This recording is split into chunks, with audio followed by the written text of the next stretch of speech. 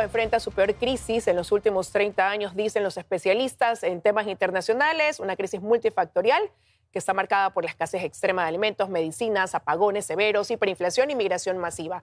Vamos a analizar este tema y le doy la bienvenida al doctor Francisco Carrión, ex canciller de la República. Gracias por estar con nosotros. Gracias, Liz. Encantado de estar aquí. Para poder atender a... Bueno, doctor, en esta crisis que atraviesa la isla, pues confluyen factores internos y externos. Y eso me lleva a empezar preguntándole si se trata quizás de una crisis coyuntural o estructural ya del modelo de gestión que tiene Cuba. Bueno, parecería que la situación es ya demasiado grave para considerarla coyuntural y ha pasado más a ser una cuestión estructural. Todos los fallos que usted ha mencionado demuestran esta situación y lo que hay es que esperar que haya una normalización en la relación con Cuba. Hay que tener presente que son ya 80 años de que Cuba está bloqueada para el comercio con Estados Unidos, su principal comprador y vendedor, y la situación por la que ha atravesado durante todas estas décadas ha sido dramática y ahora, claro, se ven los resultados. Pero ¿es coincidencia entonces, doctor, o más bien estas sanciones externas llevaron a debilitar aún más este sistema económico ya fracturado, mermado en Cuba? Perdón, no le escuché la última parte. Que yo le decía, si es que entonces lo que ha pasado es que con estas acciones externas que comienza a recibir Cuba, han llevado a que el debilitado modelo económico más bien ya llegue a su punto de explosión y se vuelva insostenible. Es posible que eso sea así, porque en la medida en que no hay suficientes recursos como para hacer frente a una crisis de esta naturaleza, pues obviamente difícilmente va a poder sostenerse.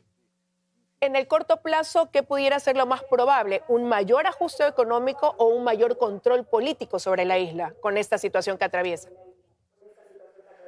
Bueno, lo que hay es que esperar que las negociaciones que están en curso entre Estados Unidos y Cuba, que se las está llevando con bastante silencio, por decirlo de alguna manera, den resultado y pueda conseguirse una normalización, como decía, de las relaciones económicas, comerciales de Ecuador con Cuba para que Cuba pueda recuperarse de esta situación. Cuba ya pasó en el 2024 una situación que derivó en protestas también por estos apagones, por esta escasez sentida. ¿Usted cree que lo de ahora sería peor, es diferente o más bien si eso quizás pudo haber sido ya el punto de partida que debió convertirse en una alerta de lo que se venía? Bueno, mire, me da la impresión de que esta situación es peor que la anterior, porque se unen otros factores a los que ya usted mencionó, los apagones, y a eso se añade que han ocurrido huracanes en las islas, y eso dificulta aún más la recuperación de la estructura misma del territorio cubano. Geopolíticamente hablando, doctor, también esta tensión que existe con Estados Unidos al momento, ¿pudiera definir el futuro inmediato de Cuba? Mire, yo entendería que la situación global en el mundo ha cambiado radicalmente con el cambio de presidente en los Estados Unidos y la nueva política exterior que el presidente Trump está llevando a cabo.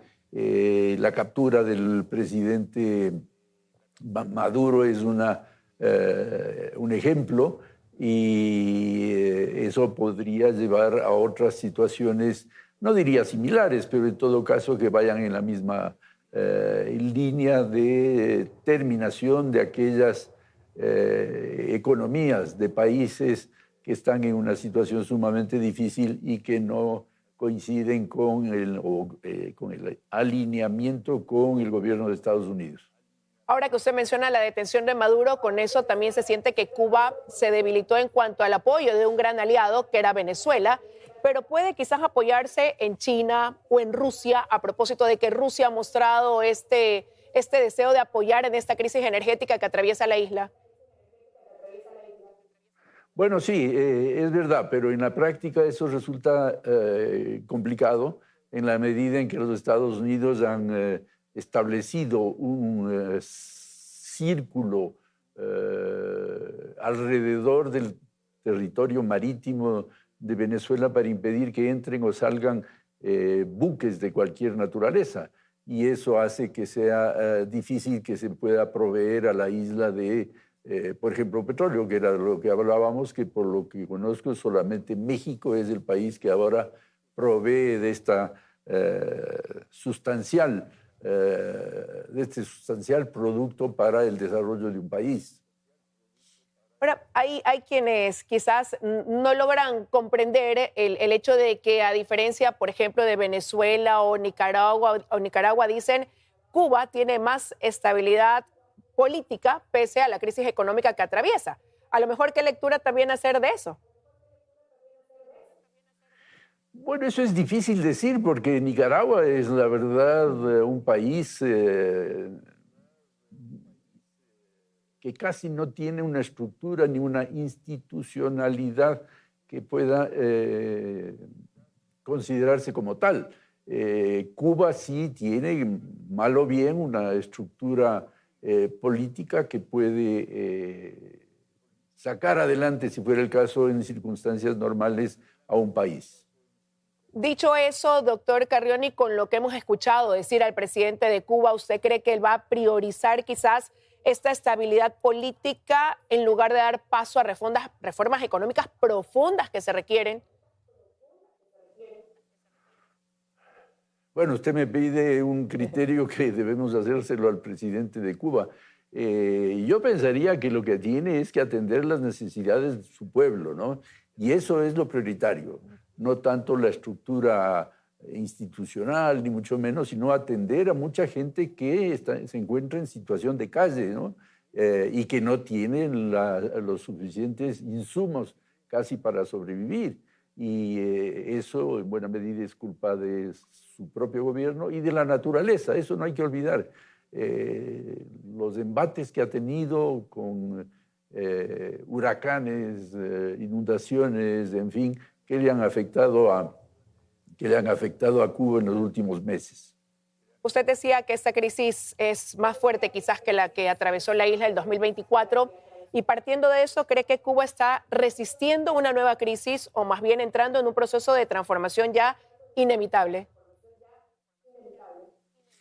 Mire, nadie puede decir que las cosas son inevitables, ¿no? Pero en todo caso sí creo yo que esta situación es más grave que la anterior. Bueno, vamos a ver qué ocurre con el paso de los días. Quiero agradecerle, doctor Carrión, que nos haya acompañado esta mañana también con su criterio. Que tenga un buen día. Muchas gracias.